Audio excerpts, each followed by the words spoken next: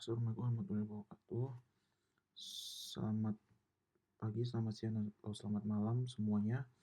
Senang sekali dapat bertemu pada eh, materi akuntansi keuangan 1, yaitu current liabilities, provisions, and contingencies. Dan di sini tujuan kami itu ingin memenuhi tugas akuntansi keuangan 1 yang kami beranggotakan saya sendiri, yaitu Gibran Daniel Domingo Tambun dengan NIM 2310 112210, dan juga bersama rekan saya M. Raffi Saputra, yaitu 2310 112204. Konsep mengaku kami yaitu Ayonita Ayentias Saputri Masyuri SE MACC MKOM CAAT. Hari ini kita akan membedah salah satu topik yang sangat krusial bagi kesehatan finansial perusahaan, yaitu Chapter 11, Current Liabilities, Provisions, and Contingencies. Modul ini dirancang agar kita bisa memahami klasifikasi, pengukuran, hingga pelaporan kewajiban entitas secara komprehensif. Di era ketidakpastian ekonomi saat ini, seorang akuntan dituntut untuk melakukan estimasi profesional yang jujur dan andal, terutama dalam menghadapi ketidakpastian arus kas masa depan. Kita akan mempelajari bagaimana PSAK 57 menjadi pilar utama untuk mencegah praktik manipulasi laba atau income smoothing melalui cadangan provisi yang tidak berdasar. Ya, sebelum kita masuk ke materi teknisnya, mari kita lihat apa sih target besar kita pada hari ini. Capaian pembelajaran kita adalah penguasaan mendalam dalam mengidentifikasi, mengukur, dan melaporkan liabilitas dengan mengintegrasikan prinsip SAK Indonesia serta regulasi perpajakan yang berlaku. Secara spesifik, kita semua diharapkan mampu menyusun jurnal wesel bayar menggunakan nilai kini atau present value, menganalisis isu refinancing, utang jangka pendek, hingga menghitung liabilitas PPh 21 menggunakan skema tarif efektif rata-rata atau TER 2024. Pemahaman ini sangat penting karena liabilitas jangka pendek merupakan indikator utama likuiditas dan fleksibilitas keuangan sebuah perusahaan. Nah, mari kita mulai dari pertanyaan mendasar, yaitu apa itu liabilitas? Berdasarkan kerangka konseptual pelaporan keuangan, liabilitas adalah kewajiban kini entitas yang timbul dari peristiwa masa lalu. Ada 3 elemen fundamental yang harus terpenuhi. Yang pertama, kewajiban kini. Artinya, entitas tidak memiliki kemampuan praktis untuk menghindari penyelesaian pada tanggal pelaporan. Kedua, peristiwa masa lalu, yang berarti kewajiban ini muncul dari transaksi yang sudah terjadi, seperti penerimaan barang bukan sekedar niat di masa depan. Ketiga, penyelesaian ini harus keluar manfaat ekonomi, baik itu penyerahan kas, barang maupun jasa. Nah, kapan sebuah liabilitas wajib kita klasifikasikan sebagai jangka pendek atau lancar? Kriterianya adalah jika diselesaikan dalam siklus operasi, nama perusahaan atau jatuh tempo dalam waktu 12 bulan setelah tanggal pelaporan. Namun, perhatikan isu refinancing atau pendanaan kembali. Liabilitas jangka pendek tetap harus dilaporkan sebagai lancar meskipun akan dinilai kembali, kecuali perusahaan memiliki hak tanpa syarat untuk menunda pelunasan minimal 12 bulan setelah tanggal pelaporan. Hak ini harus ada pada akhir periode pelaporan. Jika perjanjian baru ditandatangani setelah tanggal neraca, meskipun sebelum laporan keuangan terbit, statusnya tetap liabilitas jangka pendek. Ya, sekarang kita beralih ke instrumen spesifik, yaitu materi inti, yaitu instrumen keuangan dan pajak Indonesia. Pada wesel bayar tanpa bunga, bunga sebenarnya sudah implisit dalam nilai nominalnya. Secara substansi ekonomi, tidak ada pemberi pinjaman yang bersedia meminjamkan dana tanpa imbalan.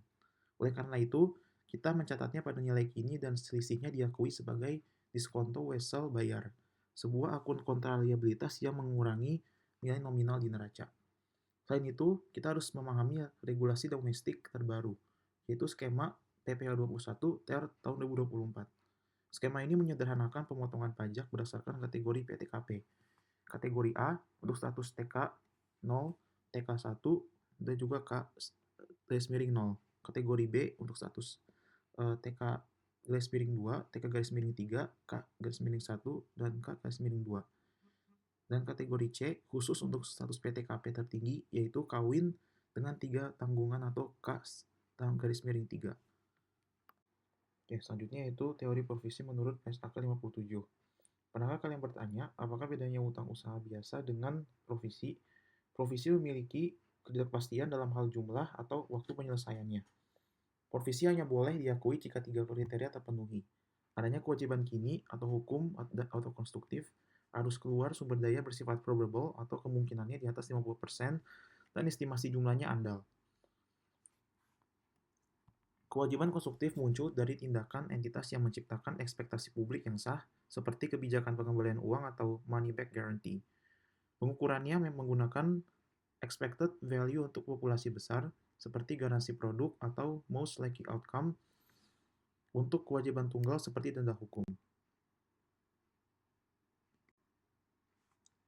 Ya, di sini dapat dilihat yaitu tabel ini adalah navigasi utama kita dalam memahami PSAK 57. Kita membagi perlakuan berdasarkan probabilitas. Yang pertama dari provisi, yaitu diakui di laporan posisi keuangan dan laba rugi jika tingkat probabilitasnya probable atau lebih besar daripada 50%. Liabilitas kontingensi, yaitu jika kemungkinannya bersifat probable dari 5% sampai dengan 50%. Kita dilarang mengakuinya di neraca, namun wajib diungkapkan dalam catatan atas laporan keuangan atau CALK. Jika bersifat remote atau kurang dari 5%, maka tidak perlu tindakan akuntansi apapun. Yang terakhir ada aset kontingensi. Nah, di sini karena prinsip konservatisme, aset ini dilarang diakui. Kita hanya boleh mengungkapkannya di CALK jika harus